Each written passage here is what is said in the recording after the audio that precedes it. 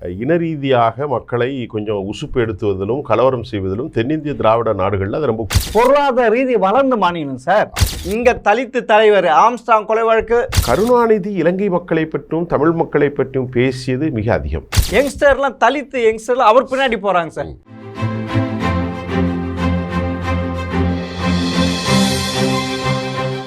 GeM TV நேயர்களுக்கு வணக்கம். அரசியல் ஆடுகள பகுதியில் ஜூலை 23 மத்திய பட்ஜெட் தாக்கல் செய்தார் நிர்மலா சீதாராமன். அதை பற்றியும் தமிழக அரசியல் நிலவரங்களை பற்றியும் சூடாக விவாதிக்க போகிறோம். வாருங்கள் சுபையான் சார் சந்திப்போம். வணக்கம் சார். வாங்க சார், எப்படி இருக்கீங்க? நேற்று நம்ம படிச்சுட்டு பேசணும் நிறைய விஷயம் இருக்குது. இன்றைக்கி அதில் உள்ளதை எக்ஸ்ட்ராக்ட் கொஞ்சம் என்னன்னு பாருங்களேன். ஒரு நாள் ஐட்டில் பட்ஜெட் முடிஞ்சுது. ஆமாம் சார். அதனுடைய எக்ஸ்ட்ராக்ட்னு என்ன சொல்கிற தமிழில்? ஜூஸ், அதாவது கண்டென்ட், ஆழமா கண்டென்ட் என்ன வச்சுருப்பீங்க சொல்லுங்களேன். ஜூஸ் சொல்லுங்கள்.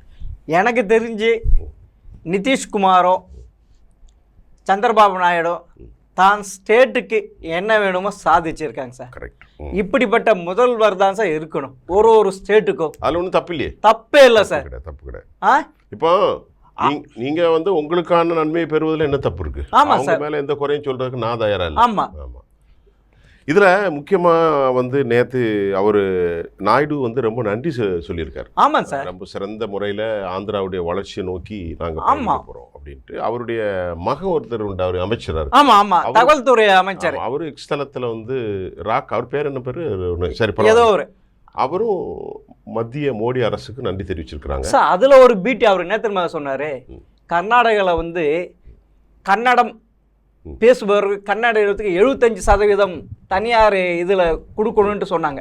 அப்போ அங்கே இருந்த சாஃப்ட்வேர் கம்பெனிலாம் இதெல்லாம் முடியாது, இதெல்லாம் பாதிக்கப்படும். அப்போ அவர் என்ன தெரியுமா சொல்றாரு? நீங்கள் எங்கள் ஸ்டேட்டுக்கு வாங்க, நாங்கள் எந்த ப்ராப்ளமும் இல்லைன்னு சொல்கிறார் சார். யாரு? சந்திரபாபு நாயுடு பையன் தகவல் தொழில்நுட்ப அமைச்சராக இருக்காரு. அந்த ஐடி கம்பெனி வாங்க. So very good. அதாவது கன்னடிகாஸ் எப்பவுமே ஒரு இன ரீதியாக மக்களை கொஞ்சம் உசுப்பு எடுத்துவதிலும் கலவரம் செய்வதிலும் தென்னிந்திய திராவிட நாடுகளில் அது ரொம்ப குறிப்பிட்ட. தமிழ்நாடு டிட்டோ. அது தமிழ்நாட்டில் கூட இந்த அளவுக்கு படுகொலை அப்படி கிடையாது சார். தமிழ்நாடு உணர்வுகளும் உணர்ச்சிகளுக்கு முக்கியத்துவம் கொடுப்பாங்க. ஆனால் தமிழ்நாட்டில் கொஞ்சம் உயிர்களை கொல்ல மாட்டாங்க. 45 பஸ் எல்லாம் அவங்க எரிச்ச ஆட்கள். ஆமா சரி, அது அந்த டாபிக் இப்போ இல்லை. நான் சொல்ற ஒரு எக்ஸாம்பிள். ஏன்னா இன்னைக்கு கர்நாடகாவை வச்சு செஞ்சுட்டாங்க, அவங்களுக்கு ஒன்றும் பெருசாக கொடுக்கல. இன்றைக்கு ஆந்திரா மாநிலம் ரொம்ப சந்தோஷத்தில் இருக்கிறாங்க. அமராவதிக்கு ஒதுக்கக்கூடிய அந்த 15,000 கோடி மட்டும் இல்லாமல் அங்கே இருக்கக்கூடிய உள்கட்டமைப்புகளுக்காக ஏனைய ஒதுக்கப்பட்ட ஒப்ரஸ்டு டிஸ்ட்ரிக்ஸுக்கும் they are providing lot of money for Andhra government. ஆமாம் சார். அதனால் ஆந்திரா மக்கள் not only Naidu's government but also Telugu மக்கள், ஆந்திரா பேசக்கூடியவர்கள் அனைவரும் ரொம்ப மகிழ்ச்சியாக இருக்கிறார்கள். ஆமாம், உண்மையில் சார். ஏன்னா ஒன்றுபட்ட ஆந்திராவா இருந்தது சார் தெலுங்கானா அப்ப 2013-14. உண்மையில அது அவங்களுடைய காங்கிரஸ்க்காக அதை 2ஆ பிரிச்சாங்க. ஆனா கடைசியில் அவங்க கோவிந்தா தான் ஆனாங்க. அப்போ ஆந்திராவுக்கு தனி சிறப்பு அந்தஸ்து கொடுத்து தனி நிதியில ஒதுக்குன்னு சொன்னாங்க. கடைசியில் கைவிட்டு. இதுல இன்னொரு விஷயத்தையும் நான் குட்டிக்கண்ணன் சார் உங்கள்கிட்ட ஷேர் பண்ற எனக்கு கடமை இருக்கு. ஆந்திர பிரதேசத்தினுடைய முதல்வர் திரு நாயுடு அவர்களும் திரு நாயுடு அவர்களுடைய மகனும் புகழாரம் சூட்டியிருக்கிறார்கள். அடுத்து அவர்களுடைய கோலிஷன் பார்ட்டில் பிரைமாக இருக்கக்கூடிய 2வது பீகார். ஆமாம் சார். பீகாருடைய முதலமைச்சர்கிட்ட கேள்வி கேட்குறாங்க. ஐயா, உங்களுக்கு 60,000 கோடி கொடுத்துருக்குறாங்க. சாலை திட்டங்களுக்கு 26,000 கோடி மற்றும் உள்கட்டமைப்புகளுக்கு, அது போக வெள்ள தடுப்பு நிதிக்கு 14,000 கோடி. இப்படி பல்வேறு முகாம் ஒட்டுமொத்தமாக 60,000 crore providing for the particular privileges states. ஆனால் அவங்க டிமாண்ட் என்ன பண்ணான்னா எங்களுக்கு ஸ்பெஷல் அந்தஸ்து கொடுக்கணும் அப்படின்ட்டு கேட்டாங்க. அது நாட் அக்செப்டபிள் இல்லை. அதனால் அதை நிருபர்கள் கேட்டாங்க, உங்களுக்கு are you happy about it Modi's government அப்படின்னு கேட்கும்போது லைட்டாக ஸ்மைல் ஃபேஸோட சொல்கிறாரு, போக போக தெரிஞ்சுக்கிடுவீங்க அப்படிங்கிறார். ஆமாம், ஏன்னா பீகார் இன்னும் ஒரு வருஷத்தில் அசம்பிளி எலெக்ஷன் வருது. அந்த காலகட்டத்தில் ஒரு ஜம்பிங் குமார், தாவு குமார் என்று சொல்லக்கூடிய நம்ம பல்டி குமார் ஒழுங்காக இருந்தால் மதிப்பு பெறுவார். இங்கேருந்து மறுபடி தேஜஸ்வி கூட போய் சேர்ந்தா இருக்கிற மதிப்பும் போயிருங்கிறது. ஆனால் இப்போ வந்து அவர் மதிப்பு திருப்பி கூடிடுச்சு. ஏன்னா இன்றைக்கி பிஜேபி அவங்கள நல்லா தான் வச்சுருக்காங்க. அவங்களுக்கு எங்கே போனாலும் சிக்கல் தான். பிஜேபியோட இருந்தாலும் சிக்கல் தான். பிஜேபியை விட்டு லாலு கூட போனாலும் சிக்கல் தான். ஆனால் அவர் தலையிலே மணலி போட்டுக்கிட்டார். இல்லை அவர் வந்து பார்லிமெண்ட்டில் பிஜேபி கூட அலைன்ஸ் வச்சதுனால அவர் தப்பிச்சிட்டாரு. இப்போ போனால் நிறைய லாஸ் ஆயிருக்கும். ஆனாலும் இப்போ அவர் வந்து சிரிச்சுக்கிட்டு போக போக தெரிந்து கொள்வீர்கள் என்று சொல்கிறார். இப்போ ஆந்திரா மாநிலம் உண்மையிலேயே ஃபுல்ஃபில் ஆயிருக்காங்க. ஆந்திரா அரசாங்கம் வந்து சாட்டிஸ்ஃபைட் ஆயிருக்காங்க regarding that special privileges funding for the states. At the same time he made a statement. போக போக உங்களுக்கு தெரியும், we couldn't understand what he said, what is the reason behind it coalition.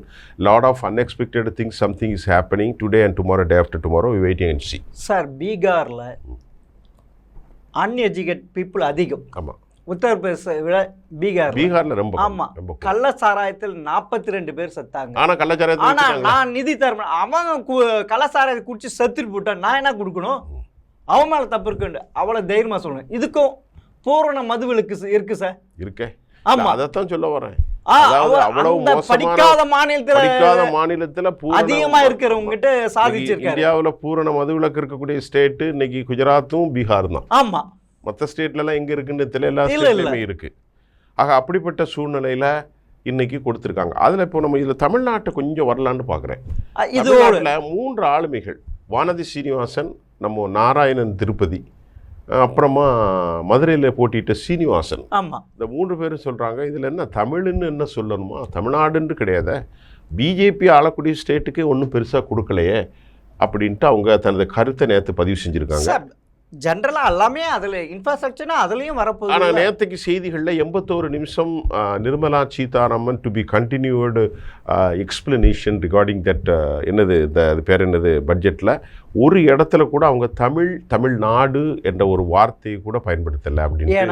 ஏன்னா ஒரு பட்ஜெட்டோ இது வரைக்கும் 6-7 பட்ஜெட், 6 பட்ஜெட்டில் பார்த்தீங்கன்னா ஏதோ ஒரு திருக்குறளோ ஏதோ சங்க இலக்கியங்களோ சொல்லி அந்த இது பண்ண, அது வந்து இந்த முறை மிஸ் ஆயிருக்கு. ஆமா, மிஸ் ஆகுறது காரணங்க உளவியல் ரீதியாகவும் அவர்களுக்கு ஒரு சிக்கல் இருக்கிறது. இவர்களுக்கு என்னதான் சொன்னாலும் இந்த தமிழ்நாட்டுக்காரனும் நமக்கு ஒரு ஓட்டு கூட போடுறது இல்லை. அப்படி கிடையாது சார், அது வந்து அவங்க மேல இல்லை, இங்க இருக்க திராவிட கட்சிகள், அது குறிப்பா திமுக சார். திமுக சார், நீங்க சொல்றீங்களே சந்திரபாபு நாயுடு, நிதிஷ்குமார் எவ்வளவு சாதிச்சிருக்காங்க தன்னுடைய ஸ்டேட்டுக்கு. இப்படி ஒரு நிலைமை 2004 உருவாச்சு சார். 2004 பார்லிமெண்ட் தேர்தலில் காங்கிரஸ் வந்து வெறும் 148 இடம் தான் ஜெயிச்சாங்க எம்பி. அப்போ வந்து இங்கிருந்து 40 எம்பி போனாங்க, அதில் திமுக இது. அப்போ வந்து அவர் வந்து இங்கிருந்து கருணாநிதி போயிட்டு தனக்கு தேவையான இலாக்காக்கள் எதுவும் பசை இருக்கிற இலாக்காவை கேட்டு வாங்கினா சார். இப்போ அது 2000 அது முக்கியமா, அதுக்கு முக்கியமா இவங்க 2 பேரும் முக்கியமா? ஆனா இப்போ என்னன்னா இதுல இல்ல சார், 2 பேரும் போது இதுல கம்பேரேட் பண்ணணும் சார். இப்போ இல்ல, எனக்கு எதுவுமே எங்க மாநிலத்துக்கு எதுவும் நிதி இல்ல, நான் வந்து நிதி ஆயோக் கூட்டத்துக்கு போக மாட்டேன்றாரு. இதுல நான் என்ன பாக்குறேன்னா, as a journalist, according to constitution has given the equal right of all the citizens in Indonesia, whether they may be voted for BJP or not. நீங்கள் உங்களுக்கு வாக்களித்தவர்களுக்கும் வாக்களிக்காதவர்களுக்கும் without a disparity, without a discrimination among the states. ஆனால் தமிழ்நாட்டிற்கு பாரதிய ஜனதா உண்மையிலேயே Madurai Kovai metro rail திட்டம், Chennai metro rail திட்டம், செங்கல்பட்டு காஞ்சிபுரம் வழித்தடங்களுக்காக ஒதுக்கப்பட்ட நிதிகள் எதற்குமே அவங்க டிஎம்கே பார்க்கக்கூடாது. த states not only the right for the DMK, அவர்களுக்கு மட்டுமான உரிமை உள்ள ஒரு தேசம் அல்ல இது. ஒட்டுமொத்த ஒரு கலாச்சார பின்னணி கொண்ட பல்வேறு தேசிய இனங்கள், பல்வேறு குழுக்கள். அதை பாரதிய ஜனதா இப்ப மடம் மாற்றாங்க சார். முதல்வர் ஸ்டாலின் வந்து டோட்டலி மதம் மாற்றாரு சார். அதாவது ஸ்டாலினுக்கும் குட்டிக்கண்ணன் சார், ஸ்டாலினுக்கும் பிஜேபிக்கும் இருக்கக்கூடிய அரசியலை தாண்டி இந்த it is one of the part of our integrate sovereign nation. எது தமிழ்நாடு வந்து உள்ளார்ந்த ஒரு இன்டகிரேட்டியாக ஒன்றுபட்ட சாவரின் யூனியன் ஆஃப். சார் இன்னொன்று பார்க்கணும் சார், இது வளர்ந்த மாநிலம் சார். மகாராஷ்டிராக்கு அடுத்து செகண்ட் சார். பொருளாதார ரீதி வளர்ந்த மாநிலம் சார். மகாராஷ்டிரா நீ இல்ல நான் கேட்கிறேன் இல்ல சார், ஏன் நிதி கொடுக்கலன்ட்டு நீ வந்து வருஷத்துக்கு 13,000 கோடி கொடுக்குற பெண்களுக்கு மகளிர் உரிமை தொகை, அது யாரா கேட்டாங்களா? அவங்க ஹஸ்பண்ட் இது பண்ண போறாங்க, அவங்க வீட்டு இது பண்ணாங்க, அது இன்ஃப்ராஸ்ட்ரக்சர் போல கம்பெனி இது பண்ணலாம்ல. அதனால இது வந்து ஒரு மக்களின் ரீதியாக இது பாரதிய ஜனதாவுக்கு ஒரு சின்ன செட்பேக் ஏற்படுத்தும் தமிழ்நாட்டை பொறுத்தவரை. அது இல்ல சார், இல்ல சார், அவங்க இல்ல அவங்க சொல்லுவாங்க எங்களுக்கு ஒண்ணும் தரல, எங்களுக்கு ஒண்ணும் தரல. இல்ல அத வந்து ஊதி பெருசாக்குவாங்க, ஊதி பெருசாக்குறதுல ஒரு அதாவது வெள்ள நிவாரண நிதி டிசாஸ்டருக்கு ஒரு 500 crores அலாட் பண்ணியிருக்கலாம் தமிழ்நாட்டுக்கு. ஒருவேளை இடையில அடுத்த இதுல கொடுப்பாங்க. ஆமா சார், அந்த அது அப்படித்தானே. அதனால இது வந்து உள்ளரசியல குறித்து திமுக இல்ல இது வந்து தனியா ஒதுக்கணும். அவங்கதான் இன்ஃப்ராஸ்ட்ரக்சர் தான் 11 லட்சம் கோடி ஒதுக்கி இருக்காங்க சார், அதுல வரப்போகுது சார். அப்புறம் இன்னொரு விஷயம் என்னன்னு பார்த்தா, நாம நேற்று பட்ஜெட்ல பாத்தீங்கன்னா ஒரு பெரிய அளவுல tremendous effective on society impact அப்படிங்கிறது ஒன்றும் பெருசா இல்லை சார். நீங்க இருக்கு சார், சொல்லுங்க சார். இளைஞர்களுக்கு அங்க சாஃப்ட் ஸ்கில் டெவலப்மெண்ட் 5,000 இது வந்து இயற்கை வேளாண்மையை கொண்டு வர்றாங்க 1 கோடி இது, அது ஒன்று சார். இன்ஃப்ராஸ்ட்ரக்சருக்கு நிறைய இது பண்ணியிருக்காங்க சார். பெண்களுக்கு இதுவும் பண்ணியிருக்காங்க. அதாவது நீங்க அதே மாதிரி இல்ல வெளிநாட்டு நிதிகள் வரதுக்கு அதுவும் இருக்கு சார். இந்த பிஜேபி கவர்மெண்ட் மோடி தலைமையில் 2014 வந்து ஒரு வருஷத்துல ஒன்றுக்கு மட்டும் ஒரு சாம்பிளுக்கு நம்ம சொல்லிட்டாலே இந்த திட்டங்கள் பேப்பர் எழுத்து திட்டங்கள்ங்கிற முடிஞ்சிடும். எய்ம்ஸுக்கு வந்து ஃபண்டிங் 2,000 crore போட்டாங்க மதுரையில். 10 வருஷம் ஆச்சு சார், என்ன நடந்துச்சு சார்? இப்போ டெண்டர் போட்டு அதுக்கான சரி ஒதுக்குனது 2014-15. ஆமா, அதுக்கு வந்து 2018 தான் அடிக்கல் நாட்டினாங்க. 10 வருஷம் இதுக்கு பின்னாடி அடிக்கல் நாட்டி அதெல்லாம் ஏறக்குறைய 10 எய்ம்ஸ் ஓபன் எல்லாம் முடிஞ்ச பிறகு தமிழ்நாட்டுக்கு இந்த 2000 கோடி 1800 கோடி என்னாச்சுங்கிற கேள்வி அது ஒண்ணு சார். அது ஒண்ணு. அதனால நீங்க சொன்ன மாதிரி ஸ்கில் பேஸ் எல்லாமே செயல்பாடு. ஆனால் இதில் ஐஎம்எஃப்டைய கருத்தை நான் இங்கே பதிவு செய்ய பயன்படுத்துகிறேன். நம்ம இன்டர்நேஷ்னல் லெவலில் நான் நேற்று பார்த்ததில் ஐஎம்எஃப்டைய கருத்து, எஸ்என்பியுடைய கருத்து, பில்த்துடைய கருத்து, மூடிஸுடைய கருத்து, இந்த 3 கருத்தையும் நான் இங்கே பதிவு செய்கிறேன். இன்டர்நேஷ்னல் மானிட்டரி ஃபண்ட் என்ன சொன்னாங்க, இந்தியாவுடைய கடன் 156 லட்சம் கோடி ஆபத்து அப்படிங்கிறாங்க. இது 2028 it's a big challenges for the nation. நாட்டுக்கான ஒரு மிகப்பெரிய சவாலாக அமையும். அது மாதிரி எஸ்என்பியும் மூடிஸும், அது மட்டும் இல்லாமல் இன்னொன்று பில்த்து நினைக்கிறேன், பிஎஃப்எல்டி, இந்த 3 ஒரு அமைப்புகளும் இந்த சேலஞ்சு ரொம்ப கடுமையாக இருக்கும் சார். அது இருக்கு. ஆனால் எனக்கு என்ன ஒரு விஷயம்னா, நான் நேற்று பேசும்போது முக்கிய பொருளாதார நிபுணர்கள்ட்ட மாலையில் ஒரு நிகழ்ச்சியில் கேட்டேன். எப்படின்னா, எனக்கு புரியல, நான் ஒரு பொருளாதார நிபுணர் அல்ல, ஒரு பத்திரிக்கைக்காரன் தான், படித்ததை மட்டும்தான் பேச தெரியும் தவிர எனக்கு அந்த ஆழமான ஒரு நாலேஜ் கிடையாது பொருளாதாரத்தை பொறுத்தவரை. அப்போ அவங்கள்ட்ட கேட்டேன், இன்ஃப்ளேஷன் டிக்ளைன், விலைவாசி குறையின்மை அப்படிங்கிறது தான் பொதுவாக எல்லாரும் சொல்லுவாங்க பொருளாதார நிபுணர்கள். 4.5% போது பெரிய அளவில் பணவீக்கம். ஆமாம், பெரிய அளவில் இல்லை, ரொம்ப பெரிய மோசமான இல்லை. அப்போ அப்படின்னா சார் 400 ரூபாய்க்கு வாங்குற ஜீரகம் 800 ரூபாய் ஆகுது, பருப்பு 220 ஆகுது அப்படின்னு கேட்டால், but he doesn't have any knowledges. யாருக்குமே சரியான புரிதல் இல்லை, அவங்களுக்கு தெரியல. ஏன்னா இது பணவீக்கம் குறைகின்ற போது விலைவாசி குறையும் என்பதுதான் யதார்த்தம். பணவீக்கமும் பெரிய அளவுல 11-12 இல்லை, 14 ஹோல்சேல்ல இருந்துச்சு, 11 இருந்துச்சு, 8 இருந்துச்சு, 9 இருந்துச்சு. இப்போ 4.5% குறைந்த பிறகும் விலைவாசி ஏன் ஏறிக்கொண்டே இருக்கிறது என்பது எனக்கு புரியவில்லை. இரண்டாவது ஒரு முக்கியமான காரணியாக நாம் இங்கே பார்க்க வேண்டிய மிக முக்கியமான காரணி என்னன்னு சொன்னா, வேலை இழப்பு இந்தியாவினுடைய மிகப்பெரிய த்ரெட்டன். நீங்க நேரத்தை பேசும்போது ஒரு revolution must be possible. You made a statement. ஆமா சார், ஐ ஹியர். ஆமா, வேலையில்லா திண்டாட்டமும் விலைவாசி உயர்வு வந்து இவங்களுக்கு பெரிய ஒரு நெருக்கடி உருவாக்கும் சார். பெரிய நெருக்கடி. ஏன்னா விலைவாசி உயர்வு சரி, வேலையில்லா திட்டம் வேர்ல்டு ஃபுல்லா இருக்கு. நீங்க சொன்ன மாதிரி ஆமா, அது அந்த கிரைசிஸ் இருக்கு. ஆனா ஃபைனான்சியல் வைஸ் நம்ம வந்து ஒரு விஷயத்தை நான் உங்களுக்கு சொல்றேன், ரெசஷன் அப்படிங்கிறது வந்து ரொம்ப மோசமான ஒரு விஷயம். இங்கிலீஷில் சொல்கிறது ரெசஷன், அதுக்கு தமிழில் என்ன சொல்கிறதுனா மந்த நிலை அப்படின்னு சொல்லுவாங்க. இந்த ரெசஷனை வந்து இந்தியாவுடைய பொருளாதாரம் இன்னும் அடையலை. ஆனால் அமெரிக்காவில் ரெசஷன் இருக்குது. அப்போ நம்ம விட அங்கே மோசமாக இருக்காங்க. ஆமாம். ஆனால் என்ன பிரச்சனைண்டா, அமெரிக்காவில் வாழும் மக்கள் பாப்புலேஷன் 30 கோடி. 30 கோடி. நம்முடைய மக்கள் 140 கோடிக்கு மேல். ஆமா. அமெரிக்காவுடைய மக்களும் அவங்களுடைய சராசரி பண்பாடு வாழ்க்கையும் வேறு. இந்தியாவில் வாழுகிற பல்வேறு குழுக்கள் நம்மளை விட சைனா மோசமா இருக்கு சார். மோசமா இருக்கு. மோசமா இருக்கு. ஏன்னா அவங்க டோட்டலி அவன் இன்வெஸ்ட்மெண்ட் ஃபுல்லாவே ரியல் எஸ்டேட் அபார்ட்மெண்ட்ல அது எல்லாமே இப்ப அது டோட்டலி போயிடுச்சு. இப்போ அவங்க ரோட் அண்ட் இனிஷியேட்டிவ் பிளான் வந்து ஒரு 50 லட்சம் கோடிக்கு போட்டாங்க. ஆமா. அதுல தான் இலங்கை மாட்டிச்சு, அதுல தான் பாகிஸ்தான் மாட்டிச்சு, அதுல தான் வந்து மாலத்தீவு எல்லாம் மாட்டிச்சு. ரோட் அண்ட் இனிஷியேட்டிவ் திட்டத்தை they are not feasible to be continued.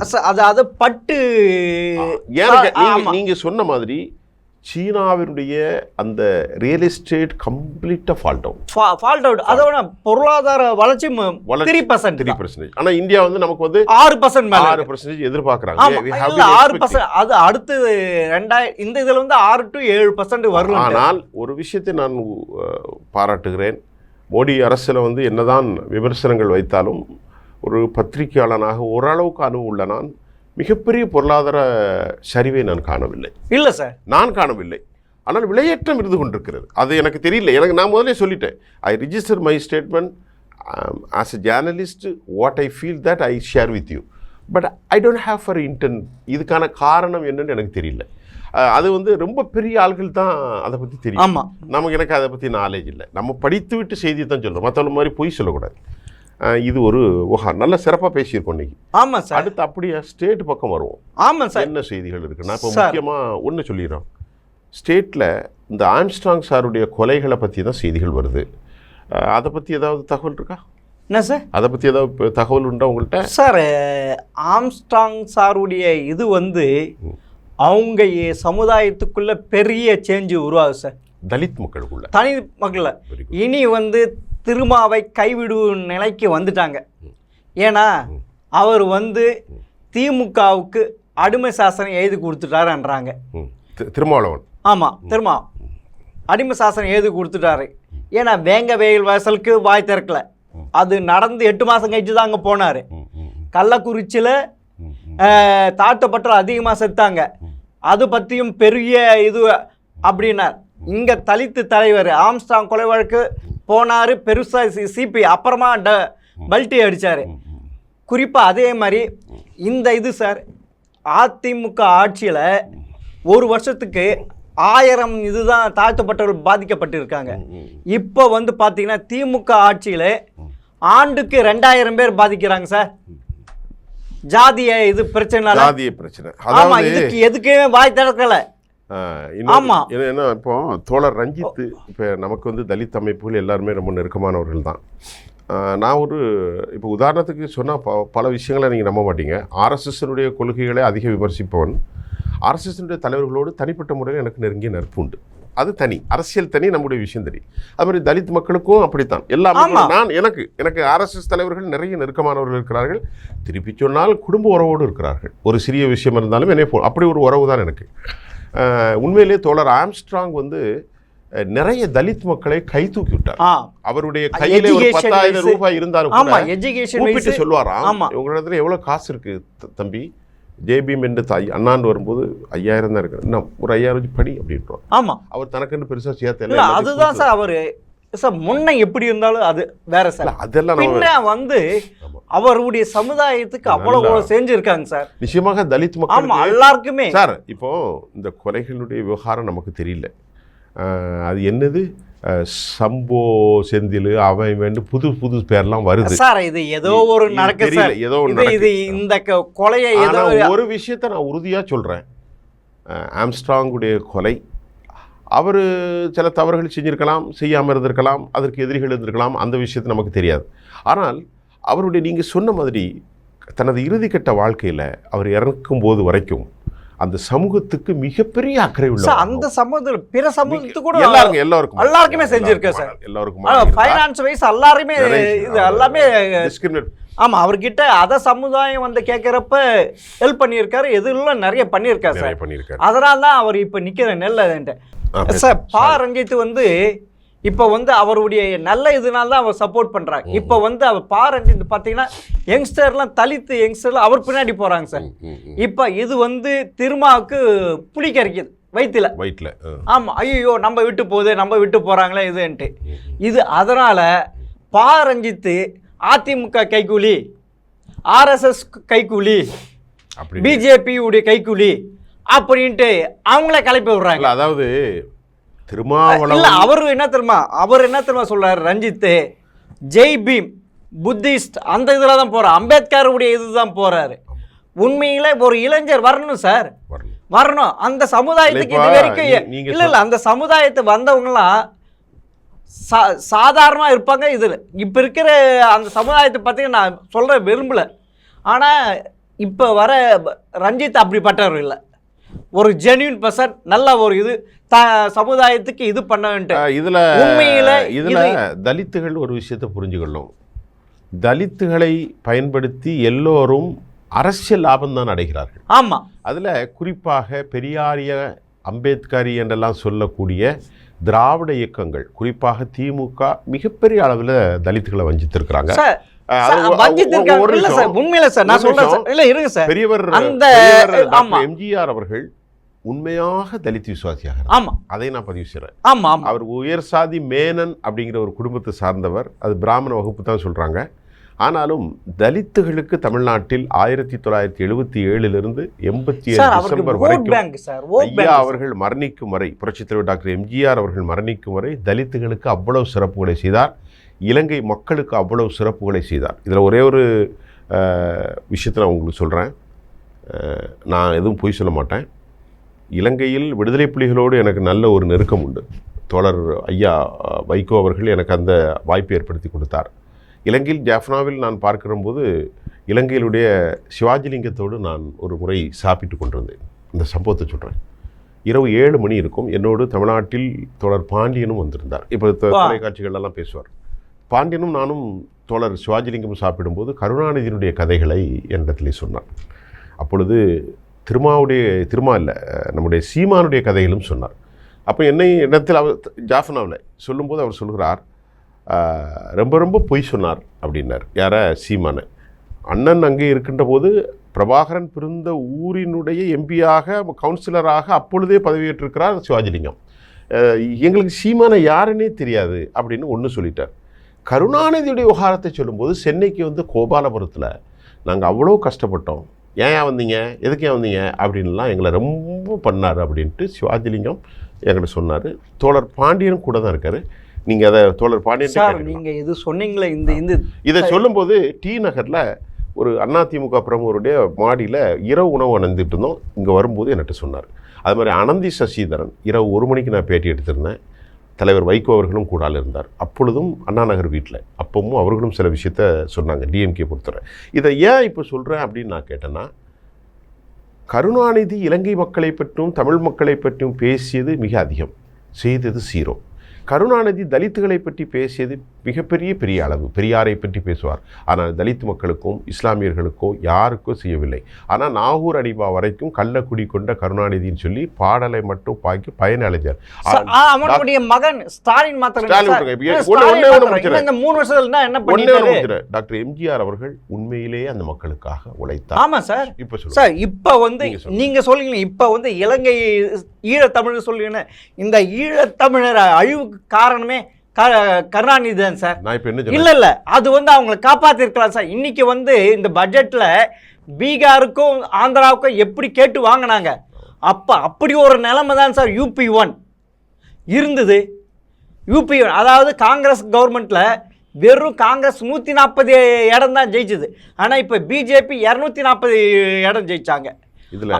அது பார்க்கணும். அப்போ வந்து நீ உன் சப்போர்ட் இல்லைன்னா அந்த கவர்மெண்ட்டே போயிருக்கோம். அந்நேரத்துக்கு தான் ஸ்ரீலங்காவில் போர் நடக்குது, சிங்களருக்கு ஈழத்தமிழ் இருக்கும். அப்போ வந்து நீ நினச்சிருந்தா, உண்ணாவிரதம் இருந்திருந்தா அந்த தமிழர்களை காப்பாற்றிருக்கலாம் சார். இதில் இன்னொரு விஷயத்தை சொல்லுவோம், எப்பொழுதுமே திராவிட இயக்கங்கள். ஆமாம் சார், அதில் இது உண்மையா பதிவு பண்ணு. உனக்கு வேண்டி இலாக்காவெல்லாம் கேட்டு பெட்டின ஒரு விஷயத்தை தமிழகத்தை என்ன செஞ்ச? ஒரு விஷயத்தை சொல்கிறேன். ஐயா பெரியவர் கருணாநிதி இறந்து போயிட்டார், நம்ம அவரை பற்றி தவறாக பேசலை. சம்பவங்களை மட்டும் கொட்டு. இல்ல அவர் செஞ்ச சம்பவம் தான் சொல்றேன். இன்றைக்கு இந்தியா கூட்டணியில் பிரதான முகமாக இருக்கக்கூடிய ஸ்டாலினுடைய தலைமை அதானி அம்பானி என்றெல்லாம் வாய்க்கிலேயே பேசுகிறார்கள். சேனல் பேனலிஸ்ட் கூட அவர்கள் பேசுகிறார்கள். ஆனால் போன வாரம் ஐயா அதானி வந்து யாரை சந்தித்தார்? சித்தரஞ்சன் ரோட்டில் வந்து. இதுவரைக்கும் திமுக இதுவரைக்கும் அதே ஈசிஆர் ரோட்லயும் குடும்பத்தோடு சாப்பிட்டு இருக்காரு. ஏன் சொல்லல? பண்ண வீட்டுல ஏன் சொல்லல? யாரும் எதுவும் சொல்லல. இவர் வந்து நீதி ஆயோக்கு போக மாட்டாராம், எதுக்கு எதுவுமே கொடுக்கலன்ட்டு. நீ எதுக்கு தான் போயிருக்க? நீ எதுக்கு தான் போயிருக்க சார்? ஒண்ணு கேட்குறேன் சார். கர்நாடகாவில் வந்து சட்டமன்ற தேர்தல் நடந்தது. அப்போ வந்து காங்கிரஸ் உடைய மெயின் பெஸ்ட் தேர்தல் அறிக்கையில் மேகதாதுவில் அணை கட்டப்படும் காவிரி அப்படின்ட்டு இருந்து சார். அப்போ போயிட்டு இவர் பிரச்சாரம் சார். அது ஒன்று. இங்கே வெள்ளம் திருநெல்வேலி தூத்துக்குடியில் அப்போ வந்து நீ எங்கே போகிற? இந்தியா கூட்டணிக்கு பெங்களூர் அங்கே போன. சரி, இது நீ எதுக்காவது தமிழ் மக்கள் இதெல்லாம் பார்த்து இங்கே தலித்து இங்கே கள்ளக்குறிச்சியில் செத்தாங்க, அங்கே போய் பார்த்தியா? அதெல்லாம் பார்த்தியா? இல்ல உண்மையில ஒட்டுமொத்த தமிழகத்து லா அண்ட் ஆர்டர் ஃபுல்லா கெட்டு போச்சு சார். சரி, இப்போ அதை மூடி மறைக்கிறதுக்கு என்னென்னவோ செய்யறாங்க. இப்போ நம்ம நிகழ்ச்சியுடைய முடிவுக்கு வந்துட்டோம் சார். முடிவுக்கு வந்துட்டோம் சார். உண்மையில இந்த ஸ்டாலின் போடுற பகல் வேஷம் இந்த தமிழக மக்களுக்கு என்ன புரிய போகுது தெரியல. இருங்க சார், அது ரொம்ப ரொம்ப இது சார். தமிழ் மக்களுக்கு என்ன சார் இது பண்ண போறாங்க? இப்படியே இதுல தமிழ் மக்கள் உணர்வுகளையும் உணர்ச்சிகளையும் தூண்டி இதெல்லாம் செய்ய போறாங்களா? இந்த இதுல தான் நான் வர சட்டமன்ற தேர்தலில் 200 இடம் ஜெயிப்போன்ட்டு சொல்றாங்க சார். அது நம்ம ரெண்டாவது. ஆமா, அதான் சார். இல்ல சார், தமிழகத்துக்கு எதுவுமே கொடுக்கலப்பார், எது கொடுக்கலப்பார், வஞ்சிக்கிறாங்க பிஜேபி. அந்த இதுல தான் சார் இது பண்றாங்க. இந்த தமிழகத்துக்கு நீங்க என்ன செஞ்சிருக்க? இப்போ என்ன செஞ்சிருக்க சொல்லுங்க சார். நம்ம வந்து இல்ல ஏதாவது திட்டம் கொண்டு வந்திருக்கியா? ஏதாவது ஃபேக்டரி கொண்டு வந்திருக்கியா? என்ன என் ஸ்கீம் பார்த்து காப்பளிக்கிறாங்க அப்படிதான் பெருமையா சொல்லியிருக்கேன். நம்ம நிறைவாக தமிழ்நாட்டில் இப்போ வந்து சட்டம் ஒழுங்கு ரொம்ப மோசமாக இருக்குது. புதிய காவல்துறை டிஜிபி பதவியேற்றிருக்கிறார் அருண். 7-8 பேரை அரெஸ்ட் பண்ணியிருக்கிறதாக சொல்லப்படுது. தமிழ்நாட்டு மக்கள் பெரும் அச்சத்தில் இருக்கிறார்கள். திராவிட முன்னேற்ற கழக அரசு கூலிக்கு கொலை செய்பவர்களையும் கும்பல்காரர்களையும் மோசமானவர்களையும் கைது செய்யலைன்னா வருங்காலம் திமுகவுக்கு இல்லை என்பதை மட்டும் சொல்லிக்கொண்டு சார், வருங்காலம் திமுக அது தமிழக மக்கள் எது நான் நம்பலை சார். இவ்வளவு கூட நடந்தும் இல்ல விக்கிரவாண்டி எலெக்ஷன்ல அது பக்கத்துல டிஸ்ட்ரிக்ட்ல கள்ளக்குறிச்சியில் அவ்வளவு இது செத்தாங்க. ஆனா பணத்துக்கு வாங்கி ஓட்டு போட்டாங்க. அதே மாதிரி ஆம்ஸ்ட்ராங் கொலை வழக்கு அது இது இந்த தமிழக மக்களை எனக்கு புரிஞ்சிக்க முடியல. நம்ம வந்து இந்த நிகழ்வுகளை எல்லாம் பொருத்தி இதற்கு அடுத்தடுத்த தலைப்புகளில் நான் உங்களை சந்திக்க போகிறேன். இன்றைக்கு நம்முடைய தோழர் குட்டிக்கண்ணன் அவர்களுக்கு நிறைவு கருத்தை சொல்லும்படி அன்போடு கேட்டுக்கொள்கிறேன். சார், இதே மாதிரி உண்மையான கருத்துக்களை ஒளிவு மறைவின்றி யாருக்கும் சப்போர்ட்டு ஆதரவு இல்லாமல் நடுநிலையோடு அவர்களுடைய தவறுகளை ஜெம் டிவி முன்வைக்கும் சார். ரொம்ப நன்றி சார். ஆமாம் சார். மீண்டும் இன்னொரு தகவலோடு உங்களை சந்திக்கிறேன். வணக்கம்.